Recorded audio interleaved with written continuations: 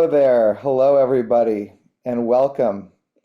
So good to be here with you. Welcome to Making Connections, a monthly four-part series on loneliness, co-hosted by Allison Gilbert and Reimagine. My name is Brad Wolf, and I am the executive director of Reimagine. And since this series is really all about making connections, before we get going, would love it if you could hop into the chat and share about where you're zooming in from and what drew you to this specific program today. So Reimagine is a nonprofit organization. We are catalyzing a uniquely powerful community. People of different backgrounds, ages, races, and faiths, and even no faith, coming together to heal ourselves, our communities, and the world. We support each other in facing adversity, loss, and mortality to transform life's biggest challenges into meaningful action and growth. Reimagine's resources, support groups, events like this one today, they're free and accessible to the public. And this is made possible by the support and generosity, truly, of participants like you.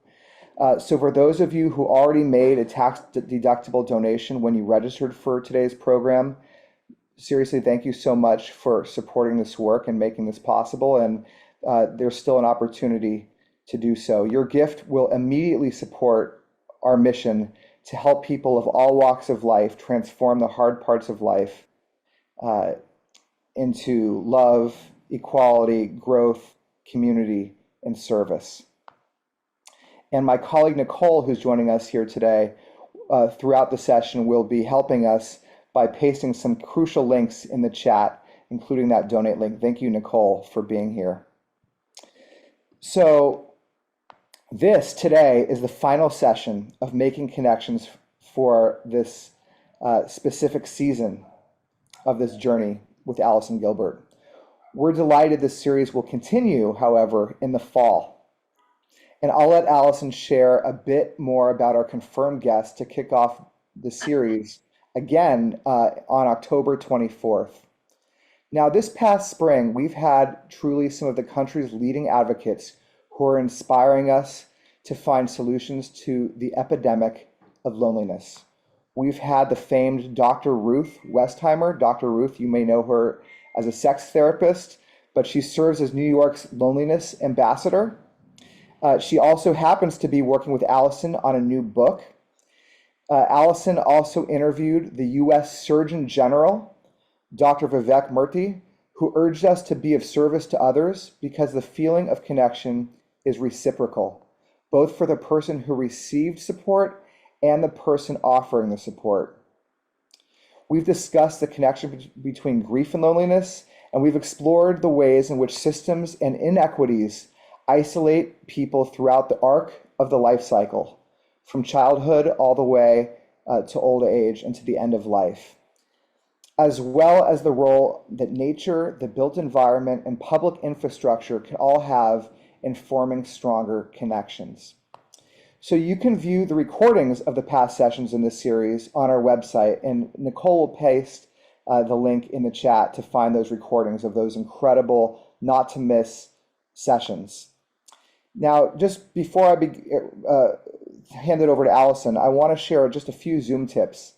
You can view the live transcription of the session as it unfurls by clicking on that CC button, which is handy, and you can save the chat where there's a lot of interesting information that happens to flow by clicking on the three dots in the chat box. Feel free to send me or Nicole a note in the chat if you have any technical issues whatsoever as this as we go through this beautiful program today. And now, last but not least, I want to share a couple words about Allison Gilbert. Allison Gilbert is a longtime Reimagine collaborator and a dear friend. She is the author and co-author of numerous books, including, as we've mentioned, the forthcoming book with Dr. Ruth, The Joy of Connections, 100 Ways to Beat Loneliness and Live a Happier and More Meaningful Life, which will be published October 22nd.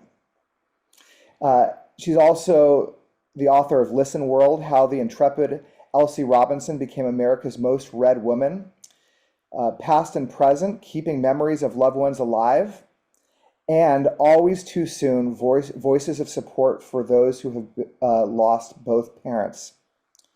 You can follow Allison on Instagram, on X, and on Facebook. She's everywhere known as A. Gilbert Writer on all those social platforms. And I'm just so grateful to have her leading these sessions and bringing these incredible guests to this community to support all of us really in transforming the hard parts of life into something more connected, more meaningful. With that, Allison Gilbert, who will introduce today our special guests. Thank you so much, Brad and Nicole. This time of the month is my favorite because it means that we are back in community in this Making Connections series. So thank you. A bit of housekeeping about how today will work. I am so honored to have Dr. Golden with us, Pulitzer Prize winning writer Anna Quinlan with us, a personal hero of mine as a writer. So I'm a bit, awestruck by being in the same Zoom room with her. Not to say that Dr. Golden, but Anna, she's a writer, I'm a writer, I'm just thrilled. And I encourage everybody to take full advantage of our time together. I am really good on time. We will not go over. Once we are at 2:00 Eastern time, we will say goodbye. And if you've missed the opportunity to ask Dr. Golden a question or Anna Quinlan a question, I don't want you to walk away feeling, I should have. You can and you should. That is why you are here. You signed up because maybe something is on your mind, and so this is your opportunity. I would also say, if you can, if you are in a safe place, turn on your camera. It is so much more fun for us to see who we're talking to and for you to see each other. Also, if you have to step away, there's no guilt involved. This is being recorded. So don't feel terribly about it. Tomorrow you will get a full recording. We know how life goes. So what I'm going to do, instead of reading everyone's bio, I'm going to get right into our conversation, and it'll become very clear why I wanted to talk to Dr. Golden and Anna Quinlan as we get going. This is by far one of our most subscribed events. We had nearly 400 people sign up for today, which is so exciting. So I know the topic of creativity and loneliness and creativity and well-being is really resonating as much for you as it was for me. So I want to start, if you don't mind, with Anna. I have loved your new book, After Annie. This is your new novel.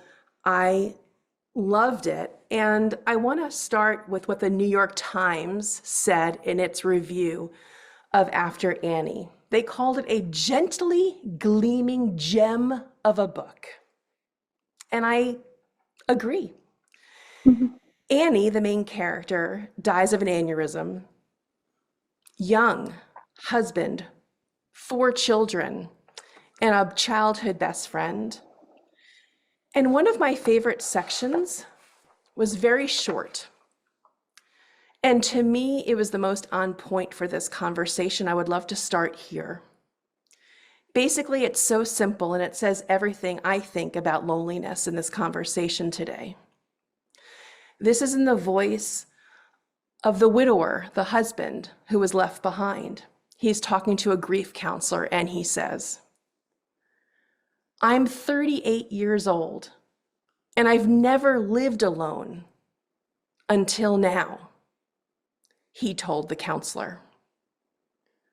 And the response was this: "But you have 4 children at home, don't you?"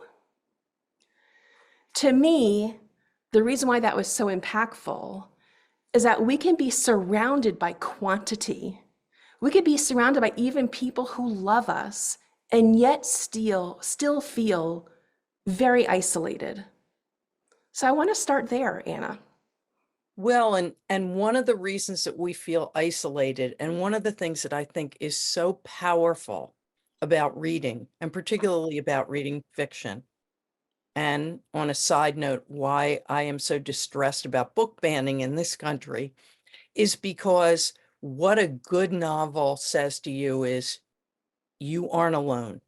It's not just you. When when you read a novel like After Annie, when readers have come up to me and said, literally, I had a woman come up to me who was 74 years old and said, my mother died when I was 14, the same age as Allie in this novel, and we never talked about it. And until I read this book, I thought it was just my family. Mm. And I think that's something that's really powerful in terms of fomenting connections among us and not feeling siloed, that we find all kinds of ways to say to one another, it's not just you. That's so important because I do think that we do tend to think that, oh my gosh, I'm the only one who feels that way. I'm the only one who's ever felt that way. I'm also intrigued that you picked that section with Bill Brown talking, because I think often about whether loneliness is more epidemic for men than it is for women. My experience is most of the women I know have very powerful, deep, intimate friendships, and that often those are the things that get them through when their kids have left the house, get them through when they're getting older and people they love have died. Your girlfriends are the bedrock. And of course, that's part of After Annie too, her best friend. My experience is that most of the men, at least of my generation, don't have those same sort of intimate friendships. And I often wonder whether it makes loneliness more likely for them. At the same time, given societal strictures on traditional gender roles, if it makes them less likely to be able to say, I'm lonely, I have no one to talk to. Well, that's the perfect segue. Thank goodness we have Dr. Tasha Golden here with us to give us that answer. Maybe we can start in a different place than I had intended. Dr. Golden, you were the first director of research at the Johns Hopkins International Arts Plus Mind Lab, and you're the lead author of the Arts on Prescription, a field guide to U.S. communities. So maybe I could start where Anna has left off, which is this question of how we digest loneliness based on perhaps age and gender and where we live geographically, because I know you talk about that too in your work. So over to you, Dr. Golden. Yeah, thank you so much, Anna. You're making me think of, James Baldwin's quote, and I won't get it exactly right, but he said, "You think you're alone in the history of the world, and then you read." Um, yeah, I think that there are so many ways that we could parse people's experience of loneliness based on culture, where they are, what they've been exposed to, their own backgrounds and things like that. Oftentimes when I'm teaching around this topic, I mention that we have what I've come to call three robot settings, like our approved robot settings in society. Like, you are allowed to be mildly upset. You can be fine/neutral, or you can be mildly happy. And if you are anything outside of those three, in either direction, really, people will become, alarmed in some cases. And as a result, like socioculturally, and this is really like in Western, dominant norms, right? But like as a result, people really try to squash our experience into those three settings. And we wind up for ourselves thinking that something is wrong with us if we are experiencing something that is bigger than those three settings. And what we're experiencing might be, just the vastness of the human experience. I often say there is only the only kind of experience that's available to us is the vast kind. And we evolved to make and share art in order to help accommodate that. We expanded our communicative options as a way to help process and share and bear witness to that vast human experience. And when we try to squash it, which many of us feel that we have to do culturally or professionally otherwise. We kind of add, what some people might call the second arrow. There's the pain that we're feeling, the difficulty we're feeling, and then there's on top of that an additional pain or suffering that comes from feeling like we don't have a way to express that, or that it would be Dr. Golden, let inappropriate me to just, express that.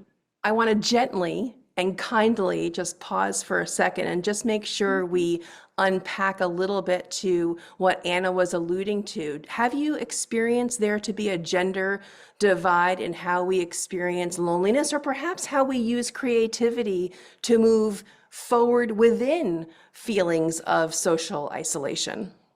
Yes, certainly. I don't have statistics on hand right now about differences in gender expression and experiences of loneliness, but certainly, it can come down as well to, the fact that we know that women are more likely to be widows in their older age and to need, like what Anna was saying, some of those other kinds of relationships.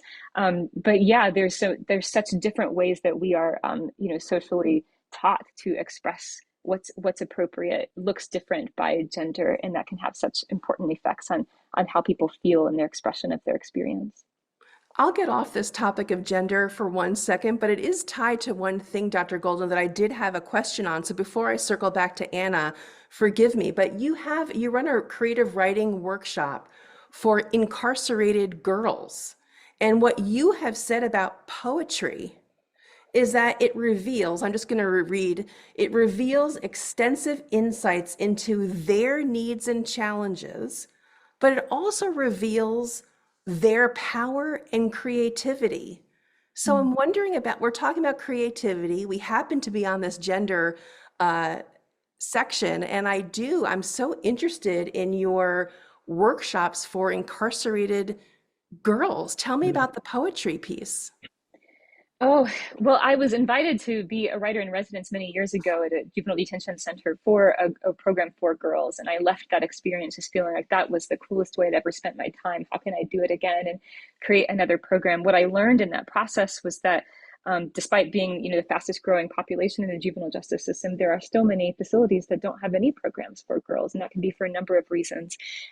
So I started to facilitate these trauma-informed programs for girls. And this is based in part on my own story, my history as a singer-songwriter, where, I had songs about difficult experiences, and those were always the songs that people wanted to talk about after shows. And many shared their own experiences that they had never told anybody else, based on the songs. And I saw the same kind of thing in Project Uncaged, is the name of the program, where girls would share all kinds of things that are going on in their lives, in their poems or in their songs, that they weren't sharing on questionnaires or surveys or even in conversations sitting around the table. So you have to start asking, and here's the crucial thing to what you alluded to. A lot of the things that they share are actionable, this actionable data about their lives, why they wound up in the situation that they're in, what they need in order to be able to succeed when they leave. And if that data is not coming out in any other way than the arts, then there is a lot that we don't know about our young people and that we therefore can't respond to. But to your point, what's so special about it is that when you're reading people's poetry, when you're looking at their art, you don't get to learn about their needs and their difficulties without simultaneously having this exposure to their power, their creativity, the beauty, and the proactive, communicative. They're reaching out. Their desire to reach out. All of that comes forward in their writing. You don't get to just see people as a set of needs. They are wholer, like more whole human beings. It is so important that what you're talking about is extracting information that could be illuminating of loneliness when maybe someone doesn't have the vocabulary to express what they're feeling as loneliness. So I think what you're talking about is so interesting. And for Anna, I want to come back to you. In After Annie, I was struck by the connection to deceased loved ones. And if we keep that connection strong, it can soothe feelings of isolation. That's something I'm learning, of course, writing this book with Dr. Ruth. She lost her parents when she was 10. She never saw them again in her childhood. And so she has spent a lifetime wrangling and wrestling with these issues. And here's what you wrote about keeping connected to Annie. And this is about Allie, the daughter. But even her knowledge of her mother now felt like she was seeing her through a filmy curtain. Sometimes Anne-Marie, who's the friend, would mention something they'd done in high school, or her father would make a comment about something her mother had said years ago, and Allie would feel as though there were holes, as though she only knew parts of her mother, with some of the pieces missing, and no way to tell how important the missing pieces were. And so Allie is trying to maintain, nurture this tether to her mom who she lost. And you're talking here, it seems to me, about how connections, if they're actually nurtured, can be healing. And I'm wondering, if you could talk about that. Yeah, but I also I'm so taken by what Dr. Golden said about how society puts us on 3 speeds, right?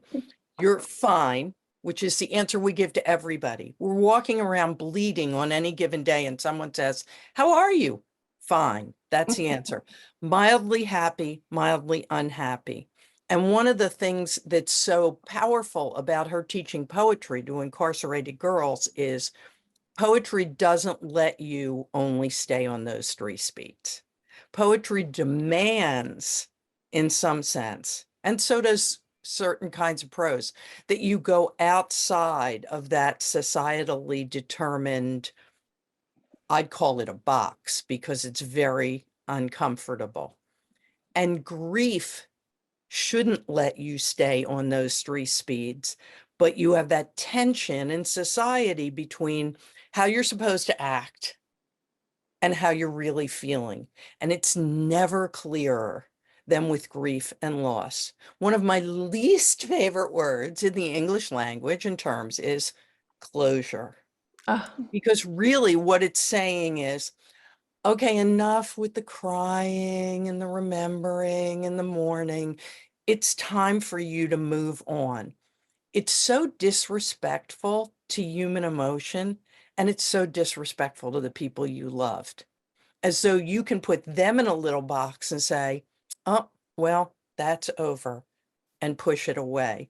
And I think one of the things that creativity has always demanded, particularly of writers, is that we step outside that box of the 3 speeds. I mean, when you read Wuthering Heights, or when you read The Sound and the Fury, those are cosmic roars to the universe. And I think the important thing about that is that inside every one of us, at some level that we often don't feel we can acknowledge, there are at times a cosmic roar to the universe that gets squelched by the way we think people ought to be. do you mind if I resurface the question in the quote that I read back to you about the character Allie searching for connection to her mom who just died? And do you feel there's healing in that quest? And is that why you weaved it into your novel when you were thinking about how that character was going to grapple with her mother's passing? It's not just healing, Allison, it's wholeness. Yeah. I mean, if you don't consider and assemble the parts that came together to make you, then you're like a jigsaw puzzle with half the pieces gone, which means that the picture is not there. Now, I mean, one of the reasons that I use Allie, who is only turning 14 and who has 3 younger brothers, is because that quest, that challenge is uniquely difficult for kids. First of all, because no kid knows their parents as human beings. You might argue that no kid, even at the age of 60 or 70, knows their, but aside from that, little kids just can't possibly apprehend their parents in that same way. And so they're almost required to take all the pieces that come in from other people to assemble that jigsaw puzzle in its entirety. And one of the things that we historically have done that serves them so poorly is to say, don't talk about that because it'll only upset them. I love the implication that otherwise they won't be upset, right? Your mother is dead and you won't be upset. No, um, it's it's that standing back from, well, first of all, we're all terrified of death. My trust and estates attorney once said to me that I am the only client she has who, when we're going over things, says, when I die, as opposed to if I die. So we're all afraid of that, but we're also all terrified at the idea of grief, because I think we intuit the fact that grief doesn't go away. It turns into something called loss. And grief has teeth, but loss is kind of bottomless. And that's a scary idea. And what protects us from falling into that pit is the idea that in our hearts, that in our minds, the people that we've loved and lost are in some sense still alive. I mean, that's deeply true for me. And I think one of the points of the book is that for Allie to move through the rest of her life, that has to be true for her as well. Before I pivot to Dr. Golden again, I do just want to underscore something that was so beautifully articulated and just true. It bears out. I used to be on the board of the National Alliance for Children's Grief. And what the experts do, in fact, say is that we should definitely talk with children about death. We should bring them to funerals. We should make sure that these conversations are open, because the last thing you want for a child is to make up imagined stories that may be worse, or perhaps feel that you were lying to them, or make them feel othered within a family context and not feel supported. So I just wanted to underscore that, because my other hat was the former board member of the NACG, and we just had the national conference. And so I just wanted to make sure that I was just underscoring that what Anna said is absolutely the case. But, you know, there was a comment here from one of our participants, Ellen, who I think is very hungry for some specificity, for some concrete, actionable takeaways that we can offer that may be grounded in creativity. So if you're in the burbs and you're not even physically connected to people who you might be able to talk to, but you're craving these bonds, Dr. Golden, what is the prescription? You talk a lot about social prescribing, and I would love to just pivot to that conversation. That's probably a term that maybe some people haven't heard about. Yeah, thank you. We've also been calling it arts on prescription, that kind of creates a more vivid picture for many people.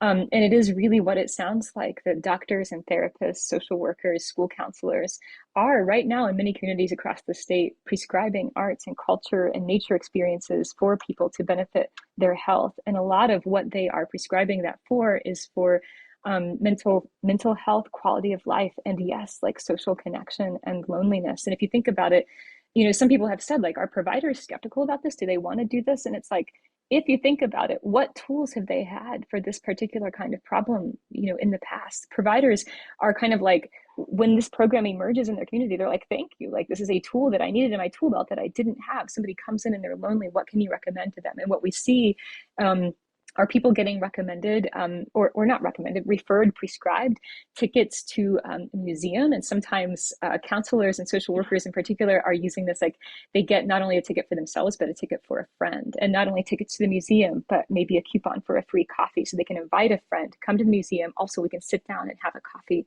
together. You can imagine how that would help somebody's wheels start spinning about how they might not only have an experience that's beautiful and impactful for them, but make that a social experience. And then, of course, anything that you can imagine as far as what people might do to meet people who have similar interests, art classes, dance studios, music classes, attending performances where you have a chance to meet people who share an interest or share some values and start feeling that you're connected. And also, it should be said, like a sense of connection to your community at large. And then, of course, those individual connections where you might meet somebody new or make a new friend. How do you find a doctor with a prescription pad for a cup of coffee and a museum admission? That's a question that's coming up in the chat. Where are these magicians? It's a beautiful question. Yeah, they are emerging all over the country. Mass Cultural Council, the State Arts Council of Massachusetts, launched the first statewide version of Arts and Prescription in 2020. And so that's a really fun one to follow. There's different versions of how these health providers and arts and culture institutions have paired up and connected across the state. And then since then, we've seen lots of different pilots around the country. In Cleveland, in Florida, Stanford University has started a program where their students have who might come for mental health support can get referred to some arts experiences on campus. So lots of details about those stories in our free guide that you all can download. I hope you do. It's a really wonderful resource, not only about what is arts on prescription, but how you can help start it in your community. One of the That things free- that I find so intriguing, Allison, thinking about this over the long haul, is how, to some extent, our society created this crisis. I mean, after World War II, we reconfigured the United States as a car culture. Small towns, big cities were no longer the thing. It was suburbs and exurbs and people in a little metal box that went from place to place. And that was a prescription for loneliness and isolation, no question about it. And at the same time, in the year I was born, the average life expectancy in America was 67. Okay. Today, it's more or less 80. The year I was born, the average American family had close to 4 children. Today, there are many families that only have 1. So that what you see demographically is a much longer period of time to be aged and a much smaller family dynamic to support you. And when you look at that and you look at how we've laid out the country and how we expect people to live, the one person who wrote in said, I live in the suburbs, okay? Maybe with sidewalks, maybe not. It's almost as though someone somewhere had designed a program that would make people more lonely. And one of the antidotes we came up with was technology. But sometimes I think that's maybe not as bad as the illness, but different. I mean, sometimes you're on Facebook and you're on Instagram and you feel connected to people. And at the end of the day, you think, I haven't spoken a word today. I literally have not spoken a word out loud. I was kind of fooling myself with these technological connections. And what we really need is more person to person, face to face, what Dr. Golden was just talking about. I just want to offer, and it's just on my mind because we're now in final edits for this book, The Joy of Connections, that's coming out in October. And I'm learning a lot from Dr. Ruth. She's 96. She just had her birthday. And there's top, which may seem inaccessible or not even wanted. There's how she had to grow up for a part of her life on a kibbutz. She was in Israel, even before it was Israel and Palestine, and that was collective living. Fast forward, there are other ways of doing collective living. You guys can Google this. There's a place in Arizona near, I think, Phoenix. It's called Cul-de-sac. And it is a carless community, basically, where they're encouraging you to walk and to be and to have the ability to invest in space instead of for garages and parking spots. It's for walking paths and communal fire pits, and it encourages, and these are rentals, I believe. So to me, that's another idea. And then another one, which I'm thinking about Ellen, but perhaps there's more in the chat too. Here's something that I love, and I practiced this myself, and it was I had never done it before. I must admit, it's so embarrassing.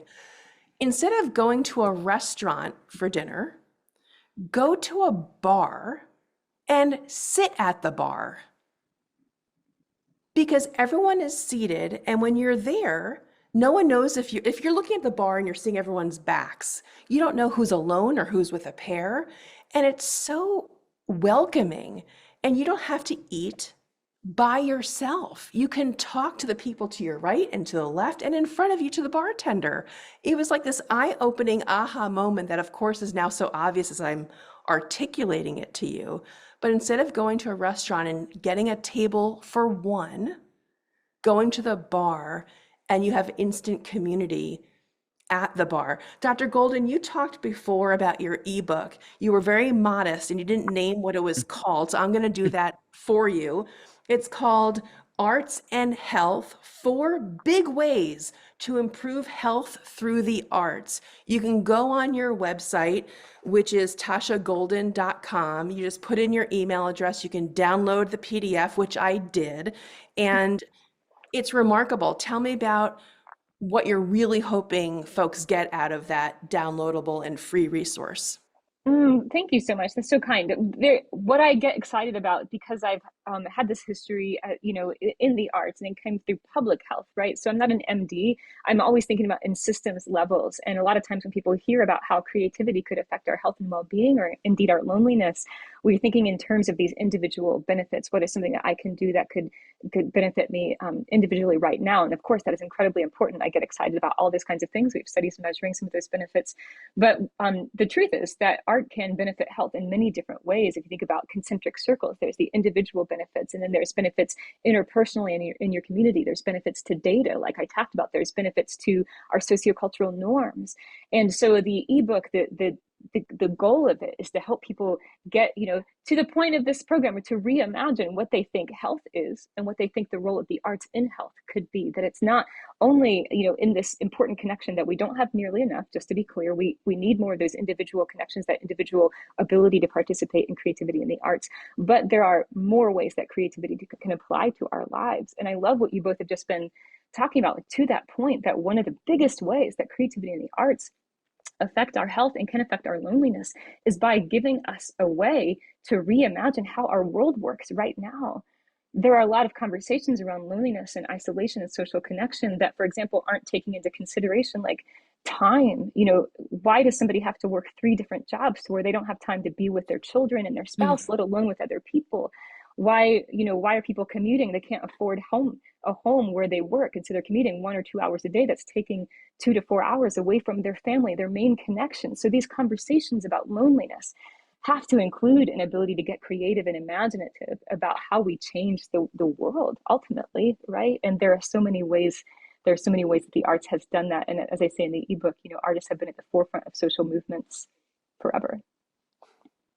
I love that. Before we go into questions, this is your kind of headline. Headline is questions are coming soon. Get them ready. Warning, warning, warning. Get them ready. But this conversation, of course, will expire at 2:00 Eastern, but that doesn't mean the conversation can't keep going on other platforms. So let me just take a moment as you are getting your questions ready, just to let you know how you can continue the conversation. So Dr. Golden is on LinkedIn. Her website is tashagolden.com. Anna Quinlan, Anna Q, don't forget the Q, Anna Q writes on Instagram. And you are on X and you are on Facebook, but you prefer Instagram these days, correct? Yes. Okay, perfect. And of course, Let's Reimagine. Brad, we love you because we wouldn't be here without you. Let's Reimagine is on Instagram. Let's_reimagine on X. And Reimagine End of Life is on Facebook. So with that sorbet in our presentation today, I hope that gave you a minute to get your questions ready. And I thought I'd come back to Brad and Nicole. You guys look through the chat, let us know what questions are on people's minds, and we'll let our participants have their say now and ask their questions. Yeah, thanks so much, everyone. What a great conversation. I want to begin by posing, it wasn't necessarily a question, but it was a comment that I feel like needs to be um, addressed from Ellen earlier in the chat, where we began the conversation today and talking about, Anna, we talked about your personal experience of women having more social connections as they age than men. And I want to, for Tasha and for Anna, and especially thinking about the research, how we, when we think about trends, we tend to point out macro trends, but just to acknowledge, how loneliness does or does not discriminate based on who we are. Just to comment on that, to make clear, how inclusive this conversation really needs to be. Tasha, do you want to start?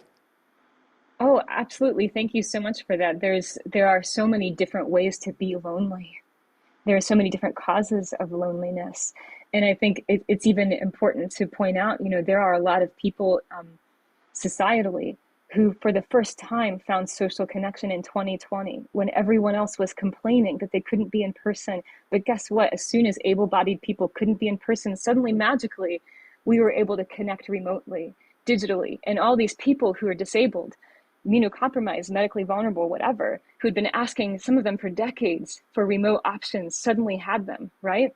And they were able to make social connections for the first time. And you can imagine being in some of those communities around 2021, 2022, it was like, a lot of able-bodied communities couldn't wait to stop doing those things and get back in person and take away that connection. And I just say that to say there are so many ways to be lonely, and there are so many ways to connect. And there has to be a conversation that makes room, and there is plenty of room for it. There has to be a conversation creatively that makes room for all of those experiences of loneliness, no matter what they're looking like, and in all the different ways that people find meaningful connection, which doesn't look the same from person to person. That's such an excellent point, Dr. Golden. There's no question about it. And Zoom made things possible for people that would never have been possible before, from being able to see your grandchildren, even though you weren't able to be in the same room or the same house with them, to being able to connect to other people who were having some of the same issues you were. I would never want to ding technology wholesale. I mean, I was just thinking about the fact that during COVID, I wrote a book called Write for Your Life about how ordinary people should turn to writing, first of all, to create a history of the time, but second of all, to create a history of their own lives. And one of the things that I came upon that still is in effect, and that I really think is a balm against loneliness, is a site called Penpalooza that was started by a New Yorker writer named Rachel Syme, where she put people together to become pen pals, something that was very popular when I was a kid, and then went out of favor, in part because of the development of long distance telephone calls and then emails and so on and so forth, but that tens of thousands of people have found solace in.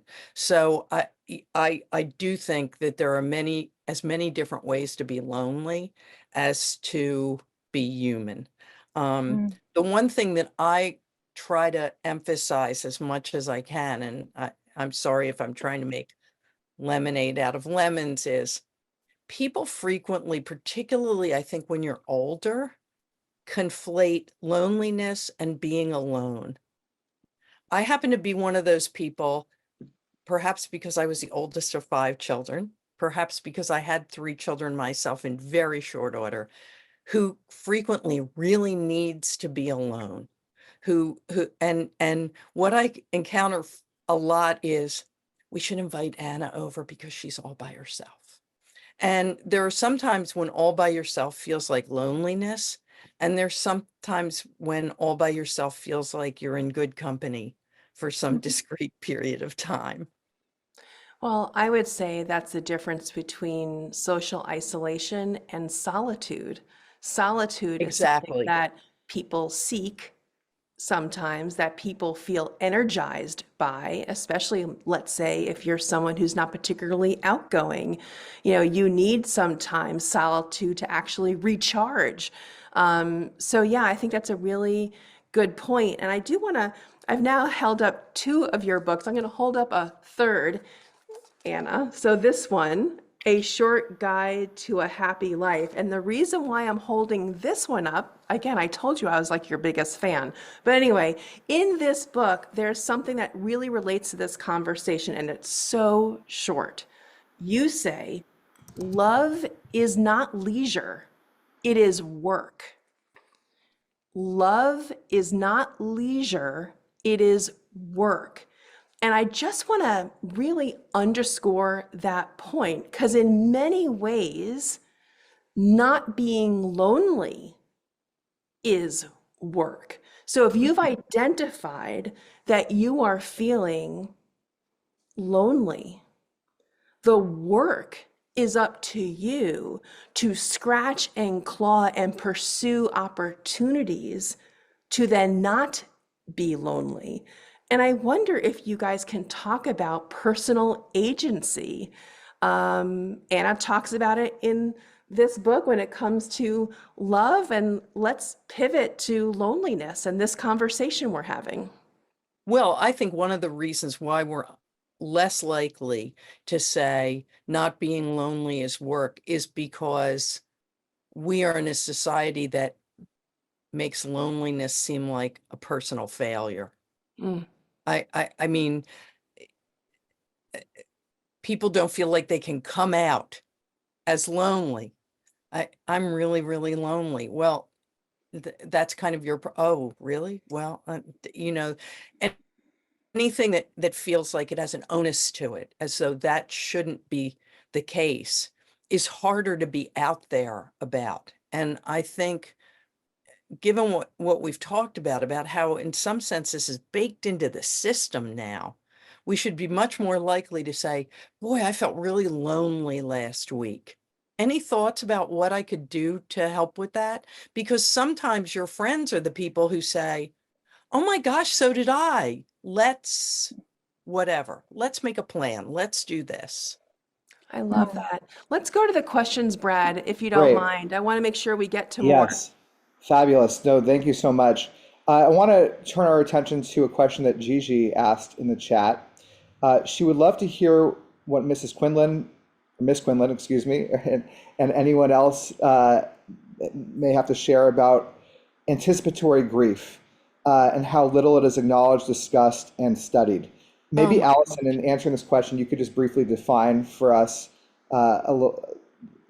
what anticipatory grief is, and then we can answer it as you see fit. Yeah, I'll give you just a quick, I think everyone would get it just by the name of it, but my mother died when I was 25 of ovarian cancer. We knew she was dying for years, and there's an anticipation, in my case, of my mother's death and being kind of really steeling myself for that moment and almost grieving her while she was still alive. So that's what it No, is. So yeah. that's a powerful thing. When we have people who are suffering from Alzheimer's disease, where they're disappearing by inches over the course of our lives, or people who are being treated for cancer over the long period of time, people may say, you're not grieving in the right way when they die, but the truth of the matter is you've been edging up to that realization. The new one that I just heard about, and which goes right to the idea of loneliness, is something called social death. I was having lunch with a friend who has just had a really bad diagnosis. She's kind of a public figure, so a lot of people know about it. And she said at the end, thanks for meeting me for lunch. And I said, well, you and I have lunch. And she said, since the diagnosis, people have reached out to say they're thinking of me, but they don't seem to want to connect in person. And when I talked to someone who's an expert in death and dying about this, she said, oh yes, social death.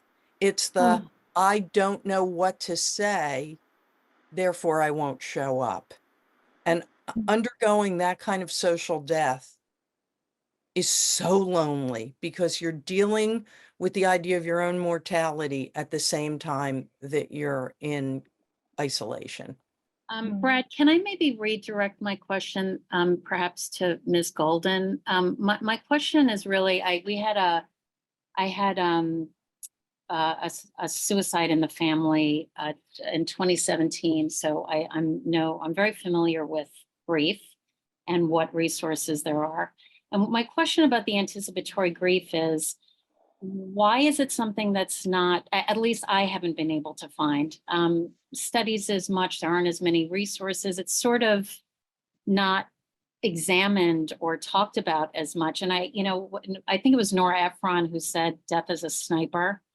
And when you live under anticipatory grief, like I'm caretaking my mom right now, there aren't a lot of pearls of wisdom available. It's sort of glossed over. Do you have any thoughts or information about resources or where it might be headed in terms of academic study or?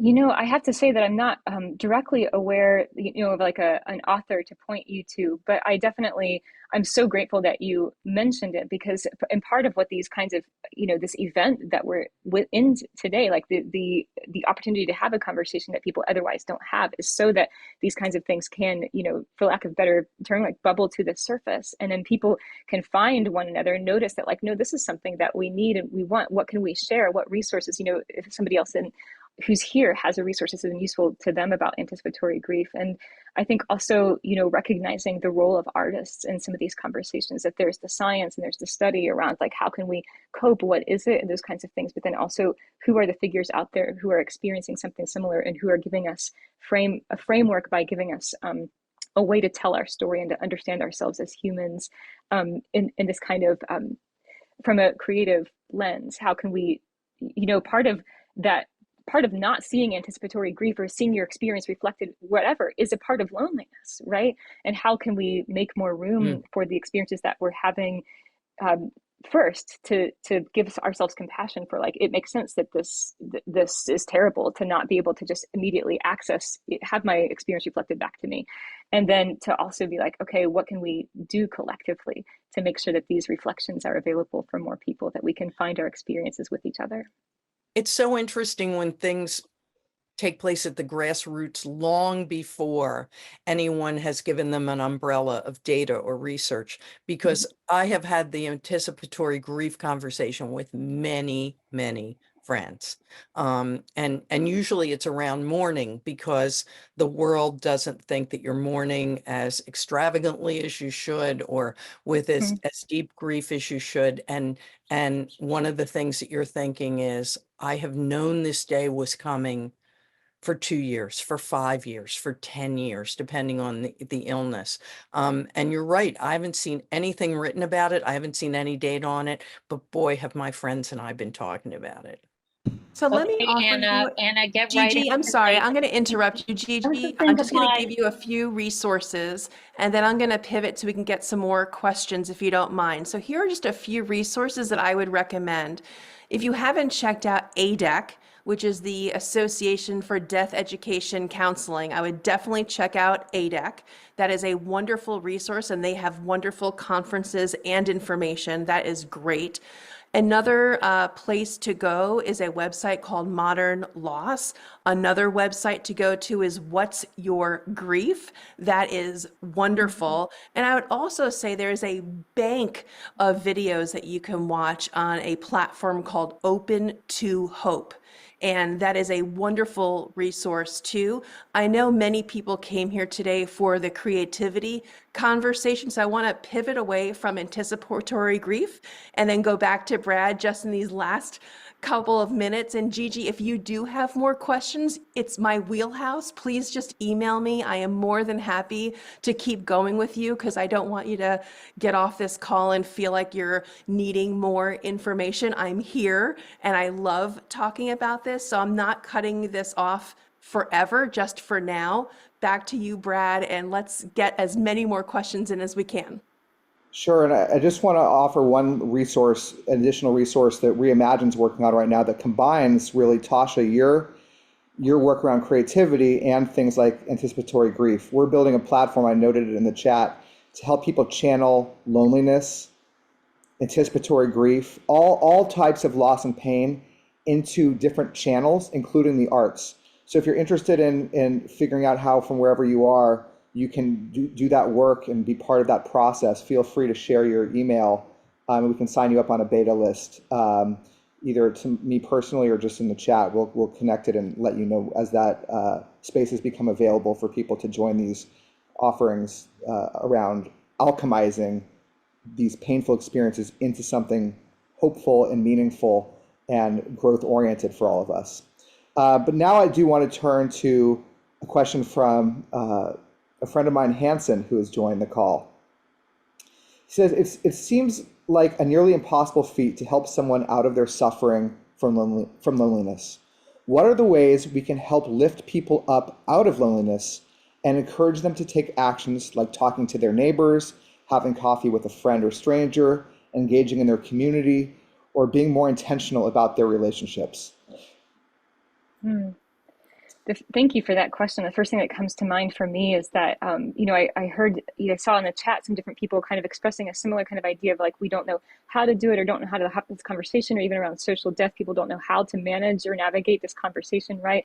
And I think acknowledging that don't know how part is important. It's something that we can do collectively. So I think the first thing that comes to mind, Hanson, is like, what can we do? How can we give people a picture of connection that they can relate to? If they're not doing the things that seem obvious, it's because those things don't seem doable for them. But that doesn't mean that there's nothing that they can do, right? And sometimes our imaginations, this is the point of like the value of creativity in the arts, right? Sometimes our imaginations are really surprisingly limited as far as like, what would it look like to get socially connected? And you can like list off all these things. I'm neurodivergent. Sometimes like me and my community, like all the things that people are listing off, I'm like, no, and no, right? But there are some ways that you can find connection in a way that would feel meaningful. And I think that if you really care about somebody and they're struggling with loneliness, part of that care for them and that creativity with them is helping them find a possibility and a story that they could imagine themselves leaping into. And their reticence to do that is not necessarily just, a problem for themselves. It's that they need a story about it, an